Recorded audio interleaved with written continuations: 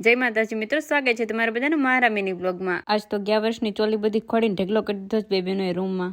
Mummy ખીજાવાના છે બે બેનોને। પહેલા તો અમે બે બેનોએ કેટલી બધી પંચાયત કરી બેઠા બેઠા આખા ગામની। પછી મેં ધારણ બતાવ્યું કે આ વર્ષે મારે આ બધું ઓર્ડર કરવાનું થાય છે લગ્નની સિઝનમાં। પછી બેન હું ગાંડું વળ્યું તો ચોલી તોડી નાખ્યા। ડાયો દીકરો થઈને હું તો મમ્મી પડખે વહી ગઈ વાયલોડ ફોરવા બાપા માઇટથી બચવા માટે। પછી આવી ગઈ દેશી ચૂલે મસ્તના રોટલા બનાવવા। તમે કહેજો કમેન્ટમાં કોને ભાવે બાજરાનો રોટલો, તો બની ગયા મસ્તના રોટલા। હું રોટલા બનાવીને આવી ત્યાં મમ્મીએ મસ્તનું વાલોળનું શાક બનાવી રાખ્યું અને લોટ બાંધી દીધો। અરે મારો નહીં ઘઉંનો। દીકરીએ મસ્ત વાતો કરતા કરતા બનાવી નાખી રોટલી મસ્તની। જો બને ને મારાથી ફૂલી ફૂલી રોટલી। હજી તો રોટલી બનાવી રહ્યા તો પપ્પા ને ભાઈ ને બધા આવી ગયા એક પછી એક ગાડી લઈને। બોલેરો ને 4 વ્હીલ ને બધું આવી ગયું ઘરે ને ઘરે થઈ ગયું નકરું ગવાર। દુર્ગેશભાઈ કરી નાખો બધો ગવારનો હિસાબ અને રોનકભાઈ જોવે છે દુર્ગેશ સરખો હિસાબ કરે છે કે નહીં।